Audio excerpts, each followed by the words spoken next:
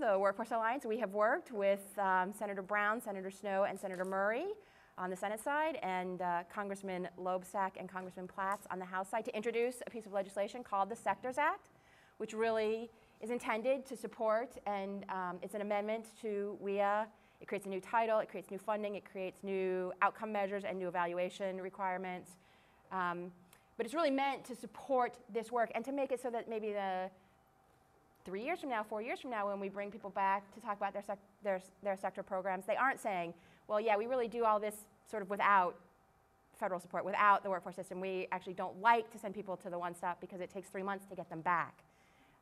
That sort of is our goal, is to make sure that that's not the story that we hear again. I think one of the important things that for scaling up is state involvement. Pennsylvania, for instance, has made this a major policy in their workforce development system, and as a result, local, regional sector programs are developing throughout the state.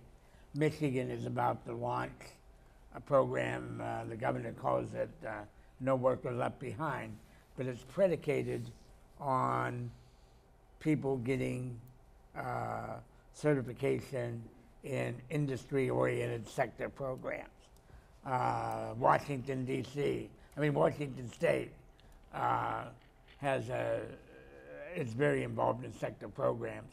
So I think somebody as a translator at the local level, and that's the state, and there's 34 states, I know, because we fund the National Governors Association, and there's 34 states interested in developing sector workforce policy out of the 50, and right now. So I think that partnership, having the state involved as an active partner to facilitate development in regional labor markets throughout the state, is a pretty good way to proceed in building scale. There's scale in place, and I think all of us have scaled where we are. There's scale through replication, and one of us has done that, and there's been some work. And then there are many organizations that do the kind of work we do. Jack referred to them. Many of them are smaller than we are. Some are larger. Not many of them are larger. And so I think there's scale by just expanding the numbers. Leverage, and I agree with Jack, I think it's hugely important to utilize state resources, utilizing federal leverage. I do think that Massachusetts, just because that's where our experience comes from, has taken advantage of some federal dollars and state dollars to leverage sector work, and now actually a good deal of the resources are focusing, and we have utilized that and others have utilized that to focus on industry sectors.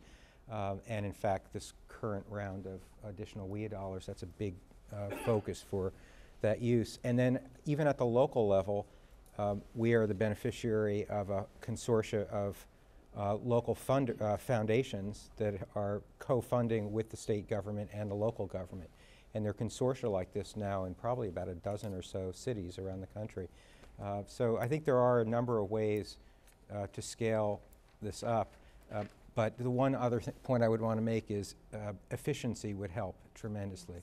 I think we utilize a lot of unnecessary energy and resources on integrating difficult to integrate funding streams, and putting that sort of the person asked earlier, woman asked earlier about how do you bring the partners together. That's very, very expensive work to do, and I think that there are ways of thinking about making that much more efficient. The state funds the development of the Regional Skill Alliance for 1 year, and then it's picked up by the industry. So there's 34 such alliances in Michigan as we speak, and 32 of them are privately funded. We're fortunate. We have a couple different ways we're funded through employers. We're membership association for one. We're also, some of our employers have their own small private foundations that they donate and advocate for. There's through our United Way directed funds. That's another way to do it. But we're really fortunate that our construction industry, from the labor side or from our contractor side, in their negotiated funds, they all have these benefit contracts. They allocate 2 cents a worker hour to us. So it's about 20% of our budget comes directly from that industry. So there's a commitment to hire, obviously. It's a commitment to, and there's an expectation we'll leverage that investment.